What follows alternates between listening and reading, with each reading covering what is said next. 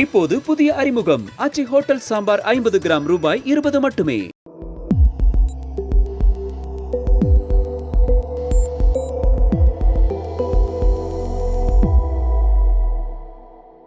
Sir வணக்கம். வணக்கம் sir, இப்ப ஈரான் அமெரிக்க போரை பொறுத்தளவுல எதிர்பார்த்ததை விட நீண்டு போகும் அப்படின்ற மாதிரி தான் தோணுது. அதனால ஏற்படக்கூடிய பாதிப்புகளும் எதிர்பார்த்ததை விட ரொம்ப அதிகமா இருக்கு. ஈரான் இவ்வளவு பாதிப்பை மற்ற நாடுகளுக்கு ஏற்படுத்துவாங்கன்னு யாரும் எதிர்பார்க்கல. அந்த பாதிப்புகளை ஏற்படுத்துறாங்க. ஸ்ட்ரெயிட் ஆஃப் ஹோர்முஸை க்ளோஸ் பண்ணிட்டாங்க. அதை செய்வாங்கன்னு நிறைய பேர் எதிர்பார்க்கல. அதுவும் நடந்திருக்கு. குறிப்பா இந்தியாவுக்கும் அதனால நிறைய பாதிப்புகள் இருக்கு. மோடி அவர்கள் இப்ப ஈரான் பிரசிடென்ட் பெஷஷ்கியான்ட்ட போன்ல பேசியிருக்காரு. பார்லிமெண்ட்லயும் சூழல் பத்தி அவரு விளக்கமா பேசியிருக்காரு.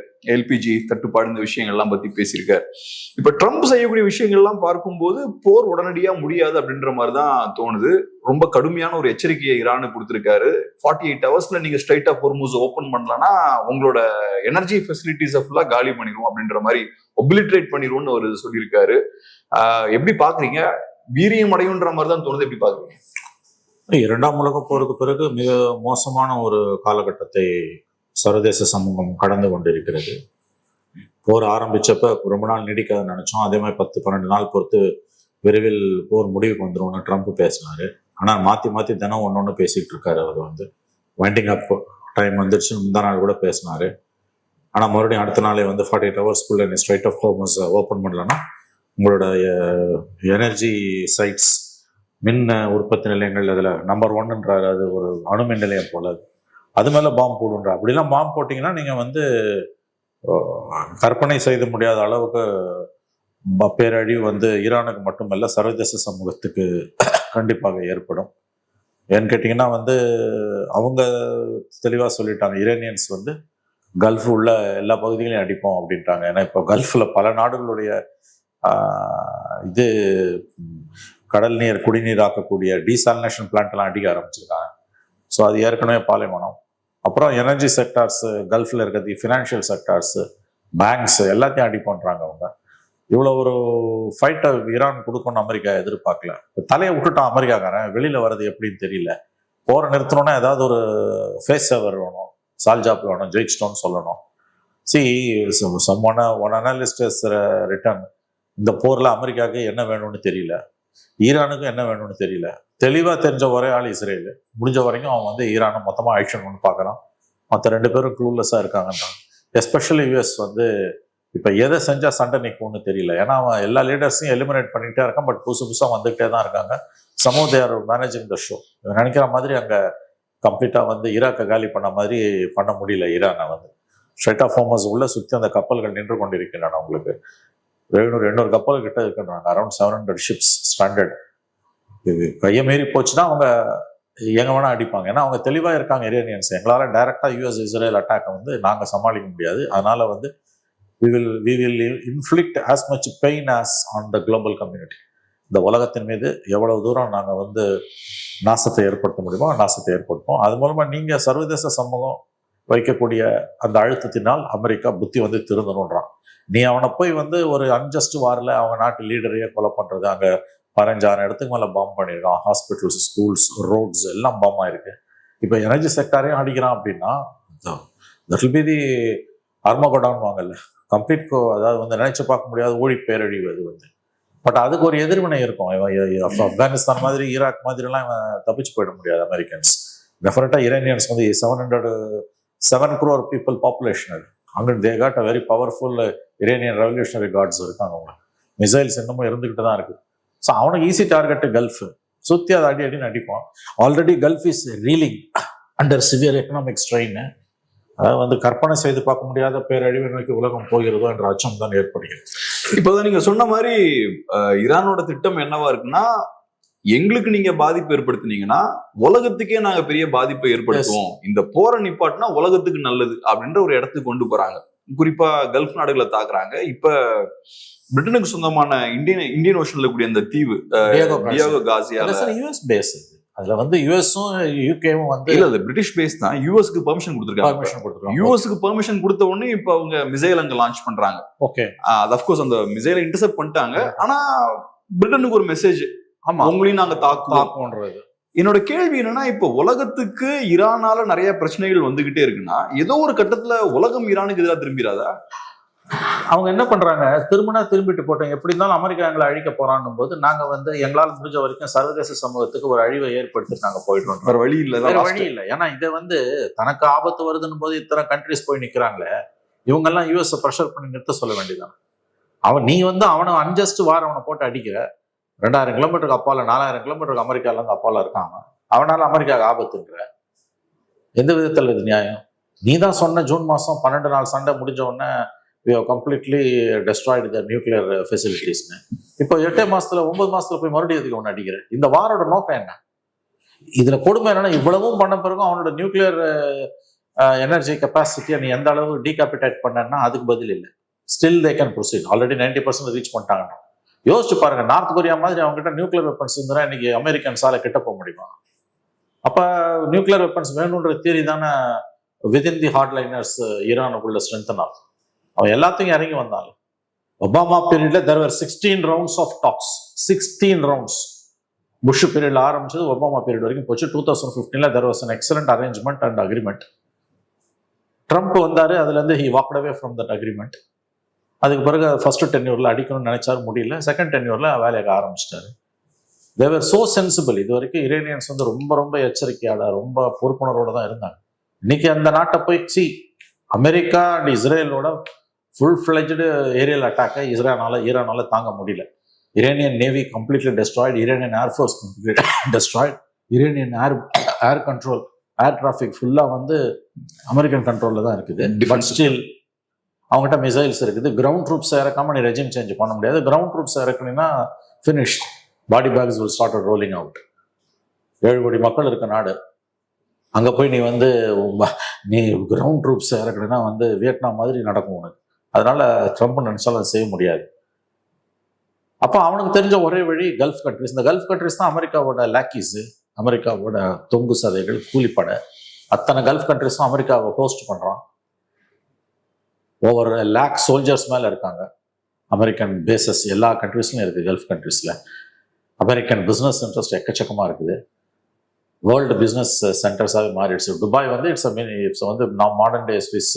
பிளாக் மணி உலகம் பூரா திருடுறவனுங்க, எல்லா நாட்டிலையும் வரி ஏய்ப்பு பண்றவனுங்க, உலகம் பூரா கொள்ளையடிக்கிற அயோக்கியனுங்க, தான் நாட்டில் வரியை ஒழுங்கா செலுத்தாதவனுங்க, நாட்டோட சட்டங்களையும் சர்வதேச சட்டங்களையும் மதிக்காத கார்பரேட் பாடிஸ். அவன் அத்தனை பேரும் எங்க இன்வெஸ்ட் பண்றான்னா இன்னைக்கு துபாயில தான் இன்வெஸ்ட் பண்றான். யூ கேன் ஓன் எனிதிங், காசு கொடுத்து. ஓட்டுரிமை மட்டும், சிட்டிசன்ஷிப் மட்டும் கொடுக்க மாட்டான். மற்றபடி you can loot in any other part of the country, world, and come and invest in Dubai. Financial ஹப்பாவே மாறிடுச்சு. Dubai airport is international number 1 airport. ஒரு நாளைக்கு 1500 flights take off and landing. இப்போ எல்லாம் அடி வாங்குது. அவங்களுக்கு தெரிஞ்ச, ஏன்னா இத்தனை கண்ட்ரிஸ் அத்தனையும் காப்பாற்றுறது அமெரிக்கா தான். ஒன்றும் கிடையாது அவங்களுக்கு. அமெரிக்கன் செக்யூரிட்டி அம்பரலாவை லிஃப்ட் பண்ணானா மொத்தமாக முடிச்சு விட்டுருவான் Iran. 1 hour American security umbrella is வித்ரான்னா half of the Gulf will be in ashes. ஆனா இப்ப இன்னொன்னு சொல்றாங்க, இப்ப கல்ஃப் நாடுகளை பொறுத்தளவுல இவ்வளவு நாளா அமெரிக்காவால அவங்களுக்கு லாபம் இருந்தது. அமெரிக்க படைகள் அங்க இருக்கிறது கல்ஃபுக்கு ஒரு பாதுகாப்பா இருந்தது. ஆனா இப்பதான் ஃபர்ஸ்ட் டைமா அமெரிக்கா ஒரு லைபிலிட்டியா மாறி இருக்காங்க. அமெரிக்காவோட பேஸ் இருக்குனால அவனுக்கு அடி விழுது. அமெரிக்கன் பேஸ் இல்லைன்னா அடி விழுது. அமெரிக்கன் பேஸ் இருக்கிறதுனால அவனுக்கு அடி விழுது. அவனுக்கு தெரிஞ்ச விதத்துல அவன் அடிக்கிறாங்க.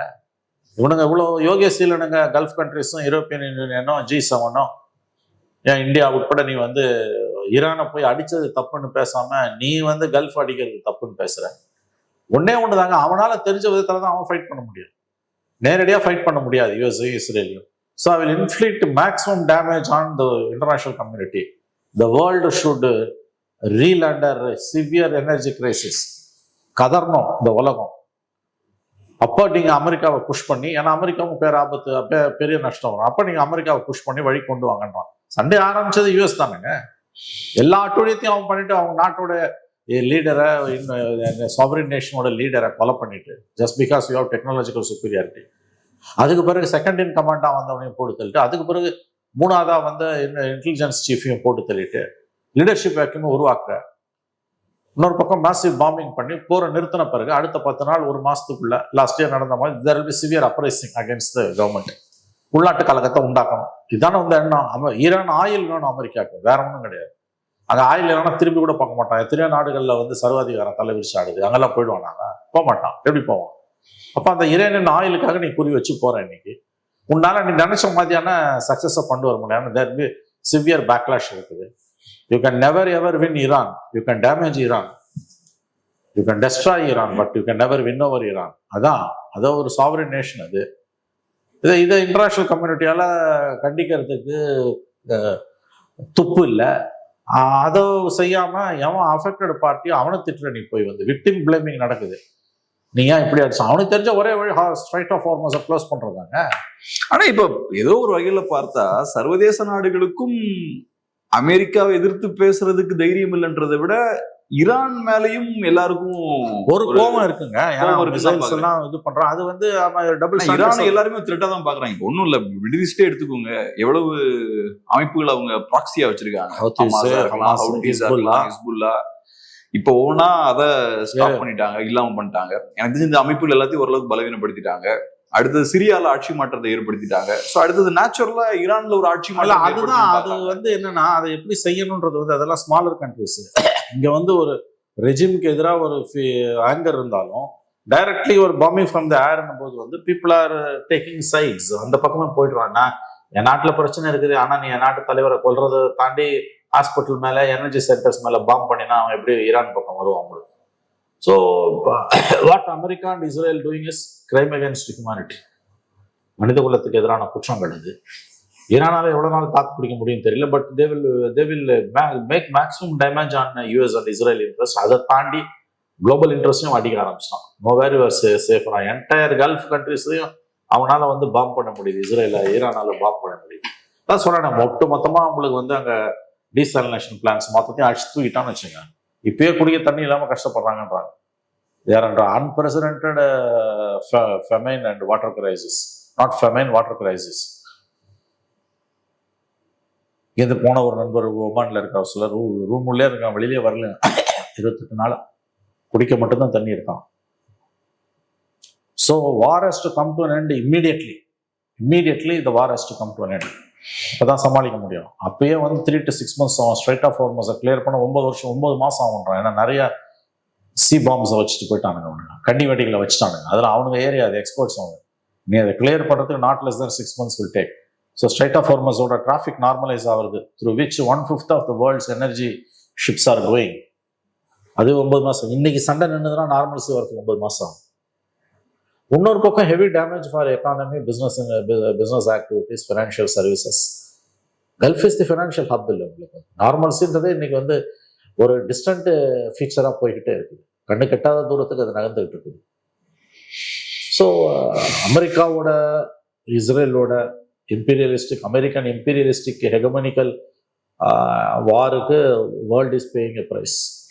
ஆனா இப்ப ஒண்ணு என்னன்னா, இப்ப எனக்கு பார்க்கும்போது அமெரிக்காவை பொறுத்தளவுல ஆட்சி மாற்றம் ஏற்படுத்தணும்ன்றது அவங்களோட நோக்கம்னு நினைக்கிறேன். ஆனா வெளியில ஓப்பனா சொல்லனாலும் அவங்க செய்யற விஷயங்களை வச்சு பார்க்கும்போது அதை பிளான் பண்ணி தான் பண்றாங்க. குறிப்பா இப்ப அவங்க ஈரான் மேல தாக்குதல் எப்ப நடத்துறாங்க, ஈரான்ல போராட்டங்கள் வெடித்து ஈரான்ல ஏகப்பட்ட பிரச்சனைகள் இருக்கும்போது இப்ப ஈரான் பலவீனமா இருக்குன்றத உணர்ந்துதான் அவங்க இப்ப கரெக்டா தாக்குதல் நடத்துறாங்க. அதுபோக தொடக்கத்துல பார்த்தோம்னா ஈரானோட எண்ணெய் வளங்களை கை வைக்கல, எனர்ஜியை கை வைக்கல. ஏன்னா அவங்களை பொறுத்தளவுல ஆட்சி மாற்றம் ஏற்படணும். ஆட்சி மாற்றம் ஏற்பட்டதுக்கு அப்புறம் அதெல்லாம் நமக்கு தேவைப்படும், எண்ணெய் நமக்கு தேவைப்படும், எனர்ஜி தேவைப்படும். ஸோ அதனால அதை கை வைக்க வேண்டாம்னு அதை கை வைக்கல. இப்ப அடுத்த ஸ்டேஜுக்கு கொண்டு போறாங்க. நீங்க சொன்ன மாதிரி டீசாலினேஷன்ல அவங்க அட்டாக் பண்ணதுக்கு அப்புறம் இவங்களும் என்ன பண்றாங்க, எனர்ஜி செக்டரை கை வைக்கிறாங்க, எண்ணெய் வளங்களை கை வைக்க ஆரம்பிக்கிறாங்க அமெரிக்கன்ஸும். அதுவுமே பார்த்தோம்னா ஆட்சி மாற்றத்தை ஏற்படுத்ததான். இதெல்லாம் கை வச்சாச்சுன்னா மக்களுக்கு கரண்ட் இருக்காது, தண்ணி போகாது, ஜென்ரேட்டர் ஒர்க் ஆகாது, மக்கள் கவர்மெண்ட்டுக்கு இதெல்லாம் திரும்புவாங்கன்னு தான் பாக்குறாங்க. ஸோ அவங்க செய்யற ஒவ்வொரு விஷயமும் பார்க்கும்போது ஆட்சி மாற்றத்துக்கான விஷயங்கள் தான் பண்றாங்க. ஒவ்வொரு ஸ்டெப்பா ப்ரெஷர் அதிகப்படுத்துறாங்க. இப்ப இன்ஃபேக்ட் இப்ப என்னன்னா ஒரு பெரிய போர்க்கப்பல்ல அவங்களோட சோல்ஜர்ஸ் வந்துட்டு இருக்காங்க. அநேகமா இன்னொரு 1 வீக்ல வந்துருவாங்க. ஆம்பிபியஸ் மெரைன்ஸ் பார்த்தோம்னா ஏறக்குறைய 2500 4,000ன்றாங்க. அவங்களும் வந்துட்டு இருக்காங்க.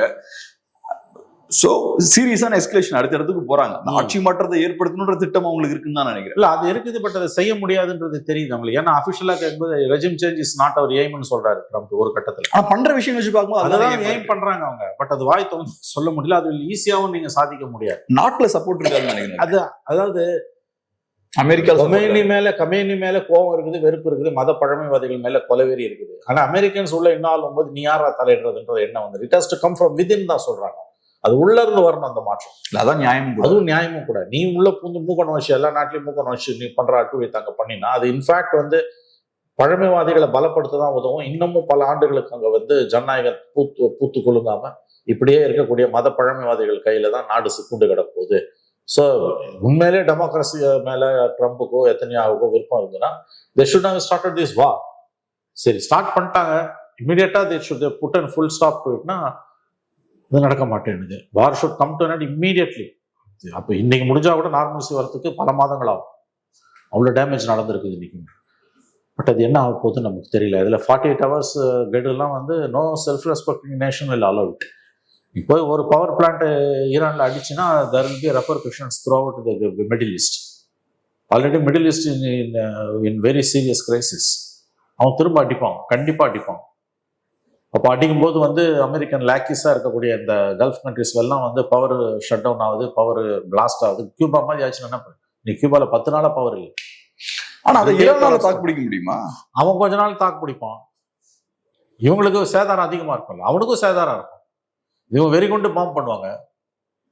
அதுல இருக்க பெரிய ரிஸ்க் வந்து ரேடியேஷன் லெவல்ஸ் பெரிய அளவில் ஆபத்து சூழ்ந்துட்டு இருக்குது. Mankind is moving towards a very serious crisis தான். ஒரே ஒரு nuclear accident through bombing or by accident ஒரு நியூக்ளியர் லீக்கேஜ் வருதுன்னா the repercussions will be felt throughout the globe. ஈரான்ல மட்டும் இல்லை, உலகம் பூரா இருக்கும். இன்னைக்கு என்விரான்மெண்டல் இஷ்யூ அது. ஆக்சுவலி வெறும் ஈரானுக்கு மட்டும் ஒரு நியூக்ளியர் கேட்டாஸ்ட்ரஃபி வித்தின் ஈரான் நடக்குது. ஏதோ something happens to power plant which is run by nuclear power. அதோட ரியாக்ஷன்ஸ் த்ரூஅவுட் த குளோப் இருக்கும். அந்த கண்ட்ரிக்குள்ள மட்டும் இருக்கு. ஒன்ஸ் அதை பண்ணிட்டானா அவங்க வந்து ரிட்டாலியேஷன் பயங்கரமா இருக்கும். பவர் பிளான்ட் எல்லாம் போய் நீ அடிக்கலன்னா repercussions by Iranians will be very very high. நடுப்புற the Gulf states will caught in the crossfire. கேள்வி என்னன்னா ஈரானால தாக்கு பிடிக்க முடியுமா? அதனால இல்ல தாக்கு பிடிக்க முடியுமானா நீங்க என்ன சொல்ல வரீங்கன்னா இப்ப இருக்கிறது மாதிரி எத்தனை நாள் சண்டை போட முடியுன்றீங்க? குறையும். ஏன் அதை சொல்றேன்னா இப்ப நான் சொன்ன மாதிரி இந்த சோல்ஜர்ஸ் எல்லாம் உள்ள கொண்டு வராங்க. அடுத்தது கார்க் தீவை கைப்பற்ற அவங்களுக்கு திட்டம் இருக்கு. அப்ப அது வந்து கிரவுண்ட் ட்ரூப்ஸ் இறக்குனீங்கன்னா பாடி பேக்ஸ் ஸ்டார்டட் ரோலிங். கார்க் தீவை கைப்பற்றாங்கன்னா அது ஒரு சின்ன தீவு தான். சோ படைகளை ஈரானுக்குள்ள இறக்காம கார்க் தீவை கைப்பற்றுவது ஒன்றும் பெரிய கஷ்டமான விஷயம் கிடையாது. எண்ணெய் வந்து இந்த கார்க் தீவு வழியா தான் எக்ஸ்போர்ட் பண்றாங்க ஈரானியன்ஸ். அந்த கார்க் தீவு வழியா 90% ஈரானியன் ஆயில் போகுது. ஸோ அதனாலதான் அந்த கார்க் தீவை வந்து அவங்க குறி வைக்கிறாங்க. ஈரானோட பொருளாதாரத்தை ஓரளவுக்கு முடக்கிறாங்க. ஈரானால தாக்கு பிடிக்க முடியுமான்ற ஒரு கேள்வி வந்து ஈரான் சரண்டர் ஆயிடுமா அல்லது சண்டை போட்டுக்கிட்டே இருக்குமா? ஒன்னு பவர், ரெண்டாவது எக்கானமி. ரெண்டையும் நெருக்கினதுக்கு அப்புறம் அவங்களால நிக்க முடியுமா? நிக்க முடியுமானா அதோட அர்த்தம் சரண்டர் ஆயிடுவானா நீங்க கேக்குறீங்க. சரண்டர் ஆக மாட்டான். அதே they will fight until the last minute. Surrender ஆகிறதுக்கு லீடர்ஷிப்பே இல்லைன்றான். அதான் கொடுமை. யாரோட பேசுறது? இன்னைக்கு பீஸ் டாக்ஸ் நடத்தணும்னா யாரோட பேசுவார்? வர ஒவ்வொரு லீடரையும் போட்டு தள்ளிட்டு இருக்கு. What Israel doing is crime against humanity. ஒவ்வொரு லீடரையும் போட்டு எலிமினேட் பண்ணிடுறாங்க. இன்னைக்கு லீடர்ஷிப் கிரைசிஸை கிரியேட் பண்றது மூலமா ஈரானுக்கு உள்ள கிரைசிஸ் பப்ளிக் ஆங்கரை கிரியேட் பண்ணணும். ஆல்ரெடி இருக்கிற ஆங்கரை வளர்க்கணும். அதுக்கு பிறகு அது ரெஜிம் சேஞ்ச் தான். இந்த நோக்கத்துல தான் அவ்வளவு பண்ணிட்டு இருக்கான். இப்ப வந்து யாரோட பேசுறதுன்ற கொஸ்டினும் வருது உங்களுக்கு. அமெரிக்கன்ஸோ இஸ்ரேலிஸோ இல்ல தேர்ட் பார்ட்டி மீடியேஷன் வருது. ஒமான் தான் பண்றான். அவன் பேசின எல்லாரையும் கொண்டுட்டாங்க. பேச்சுவார்த்தை பண்ண எல்லாரையும் போட்டு தள்ளினே இருக்கான் இஸ்ரேல். இதுல ரொம்ப கிளியர் விஷன், சோகால்டு விஷனோட போறது இஸ்ரேல் மட்டும்தான். மற்ற ரெண்டு தரப்புக்கும் விஷனும் இல்லை, ஐடியாவும் இல்லை. அவனுக்கு மட்டும்தான் இருக்குது டெஸ்ட்ராய் ஈரான். ஆனா ஒண்ணு சார், நீங்க ட்ரம்ப்பும் எடுத்துக்கோங்க, நெத்தன்யாகும் எடுத்துக்கோங்க. நெத்தன்யாகு 40 வருஷமா ஈரானை கம்ப்ளீட்டா வீழ்த்தணுன்றதை பேசிட்டு இருக்காரு. அந்த புரட்சி நடந்ததுல இருந்து ஈரானை வீழ்த்தணும்னு நெத்தன்யாகு பேசிட்டு இருக்காரு. ட்ரம்ப்போட பழைய வீடியோ ஒன்று நான் பார்த்தேன். அந்த எம்பசி இஷ்யூ வருது இல்ல ஈரான்ல. ஆமா. அப்ப ட்ரம்ப் ஒரு பேட்டி கொடுக்குறாரு. சின்ன வயசு ட்ரம்ப்புக்கு 35 இயர்ஸ் அவரு சொல்றாரு, உள்ள நம்ம படைகளை அனுப்பி ஈரான்ல ஆட்சி மாற்றத்தை கொண்டு அப்ப பேசுறாரு.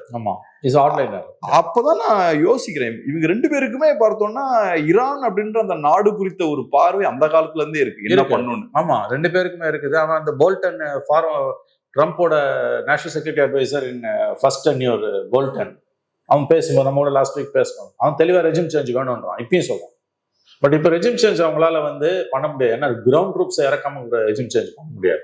கிரவுண்ட் ட்ரூப்ஸ் இறக்குனீங்கன்னா தர் பி பிளட் ஷெட். இப்போ அவங்க ரெஜிம் சேஞ்சுன்னு பேசுறதே இல்லை. அவங்க என்ன எய்ம் பண்றாங்கன்னா மேக்ஸிமம் டேமேஜ், அதுக்கப்புறம் வித்ரா பண்ணிடுறது.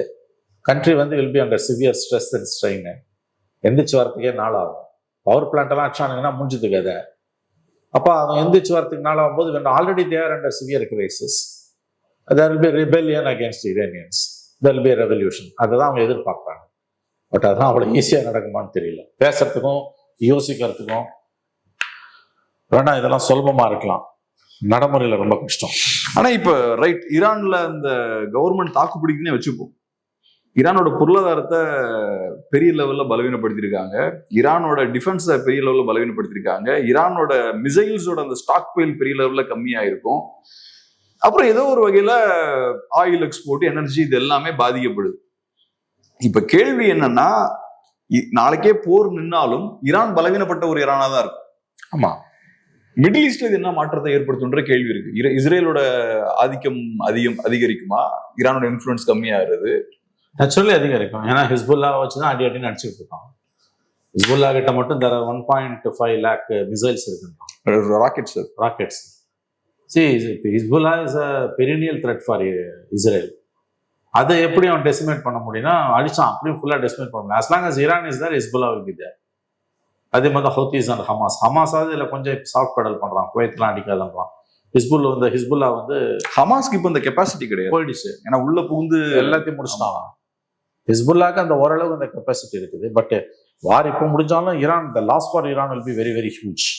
ஈரானால எத்தனை நாளைக்கு இந்த வாரை தாக்கு பிடிக்க முடியும் நீங்க கேட்டீங்க, நியாயமான கேள்வி. அது அவங்க கையில இல்லை, யுஎஸ் கையில இருக்கு.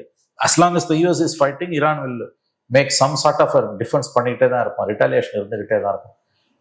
ஏதாவது ஒரு கட்டத்துல போர் முடிவுக்கு வரணுங்க. இதுல அவுட்ரைட் விக்டரி எல்லாம் எனக்கு யுஎஸ் பாசிபிளே கிடையாது. ஆனா யூஎஸ் உடனே நிப்பாட்டுற மாதிரி தெரியல. ஒரு ஏர்கிராஃப்ட் கேரியர் இப்ப ஈரான் நோக்கி போய்கிட்டு இருக்கு. அந்த George W Bush aircraft carrier பார்த்தோன்னா போய்கிட்டு இருக்காங்க. ஹெச்டபிள்யூ புஷ் போயிட்டு இருக்கு. அப்புறம் அதே மாதிரி சோல்ஜர்ஸும் வந்துட்டு இருக்காங்க. ஸோ இதெல்லாம் நடக்கிறத பார்த்தா ஒரு 20-30 days அட்லீஸ்ட் நடக்குன்ற மாதிரி தான் இருக்கு. Further 20 days. ஆமா, ஏன்னா அவங்க எல்லாம் வரணும், ஏதாவது பண்றது தான் வராங்க. கண்டிப்பா டக்குன்னு உடனே முடிகிற மாதிரி தெரியல. ஒன்றும் புரியல. ஏன்னா very serious crisis the world is moving towards. அதில் சந்தேகம். இந்தியாவுக்கு எப்படி பாக்குறீங்க? சரி, நமக்கு இன்னைக்கு பிரைம் மினிஸ்டர் பேசியிருக்காரு. ஆஸ் ஆஃப் நவ் எல்பிஜி கையில இருக்குது, பெட்ரோல் இது இருக்குது. பட் கவர்மெண்ட் ஓப்பனா உண்மையை சொல்ல மறுக்குது. சீஃப் மினிஸ்டர்ஸ் கான்ஃபரன்ஸை கூப்பிட்டு பிரைம் மினிஸ்டர் பேசியிருக்கணும், அவர் பேசலை.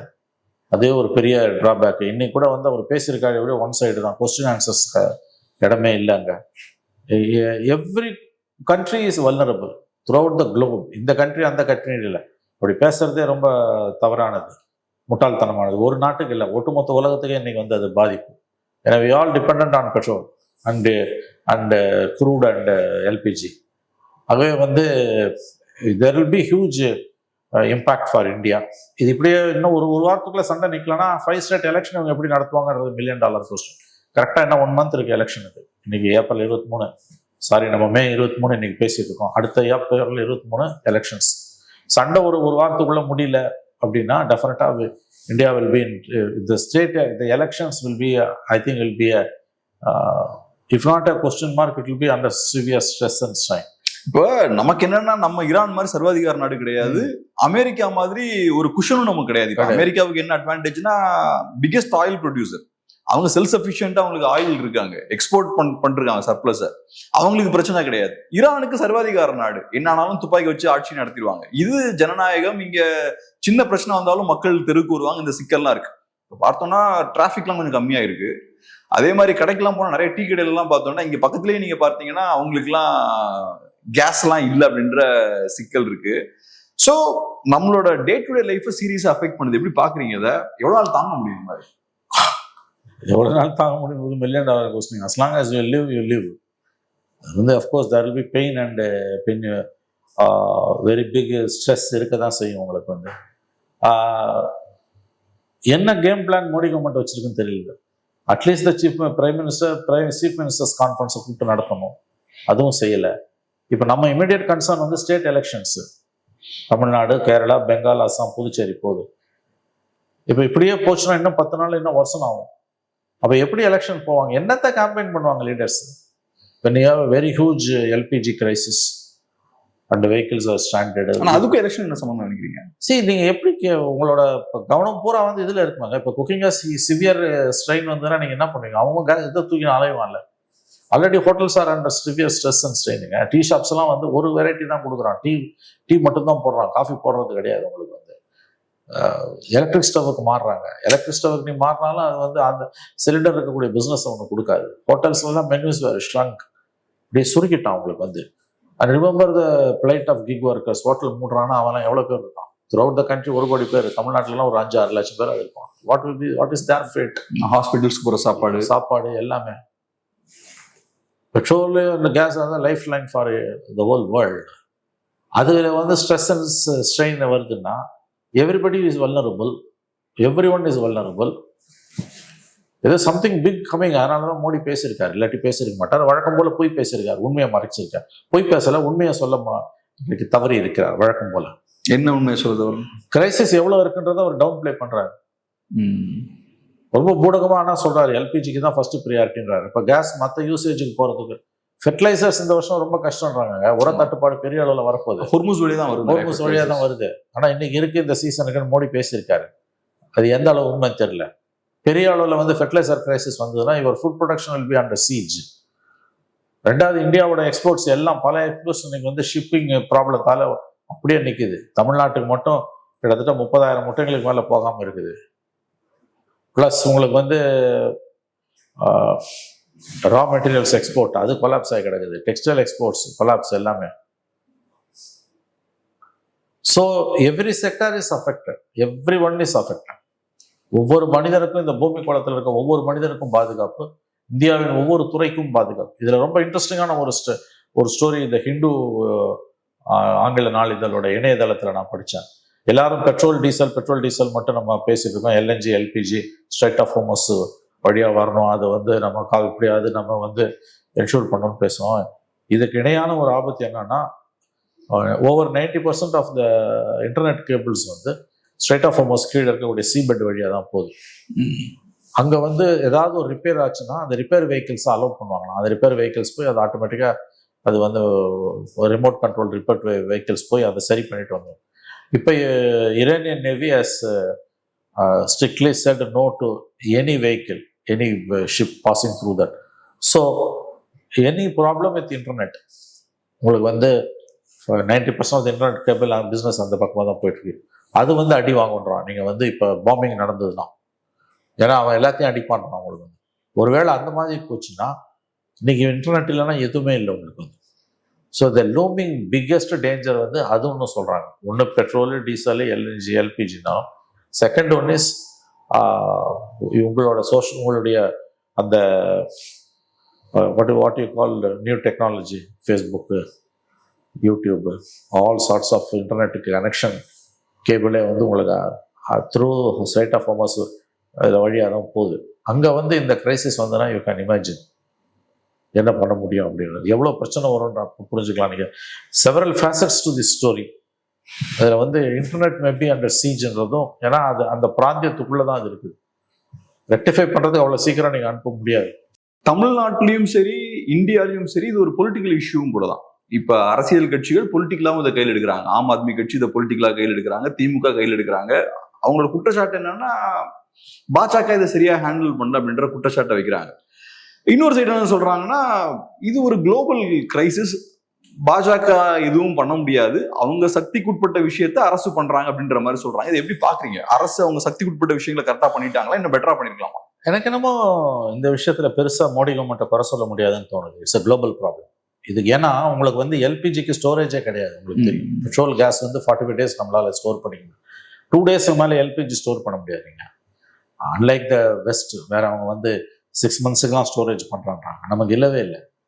ஸோ எனக்கு இந்த பர்டிகுலர் இஷ்யூவில் வந்து மோடி கவர்மெண்ட்டை பிளேம் பண்ணுறதுல உடன்பாடு இல்லை. இது காங்கிரஸ் இருந்தாலும் இப்படி தான் நடந்திருக்கும். அஃப்கோர்ஸ் எலெக்ஷன் டைமு, அதனால் opposition will milk it to the hilt.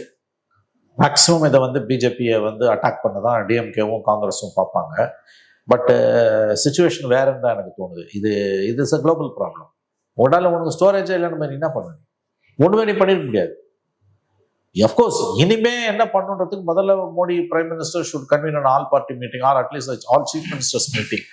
They should have taken into confidence. அதை பண்ணணும். அதெல்லாம் மோடி பண்ண மாட்டேன்றாரு. அது வழக்கம் போல அந்த தான் தோன்றித்தனமான போக்கு, இன்க்ளூசிவ் நேச்சர் இல்லை. இப்படி ஒரு கிரைசிஸ் வந்திருக்கும் போது, கடந்த காலங்கள் இப்படி நடக்கும்போது முதல்ல வந்து ஆல் சீஃப் மினிஸ்டர்ஸ் கான்ஃபரன்ஸ் நடக்குது. இது நீ எல்லா ஊர்லயும் நீ போய் வந்து கூப்பிட்டு டெல்லிக்கு வர வைக்கணும்னு அவசியம் இல்லை. வீடியோ கான்ஃபரன்சிங் மூலமாகவே கன்வே பண்ணிக்கலாம். ப்ளஸ் ஆல் பார்ட்டி மீட்டிங் நடத்திருக்கோம். அட்லீஸ்ட் நீங்கள் பிரைம் மினிஸ்டர் பார்லிமெண்ட்லேயே அது பேசியிருக்காரு. நான் எதுக்கு சொல்ல வரேன்னா, கம்ப்ளீட்டாக இதுக்கு மோடி கவர்மெண்ட்டை குறை சொல்றதில்ல. இது தெரிஞ்ச பாலிடிக்ஸ், திஸ் இஸ் பாலிடிக்ஸ். அது எலெக்ஷன் டைமில் அது ரொம்பவே பிளே அவுட் ஆகும். மேக்ஸிமம் பிளே அவுட் பண்ணுவாங்க. இவங்க இருந்தாலும் இதே தான் நடக்கும்.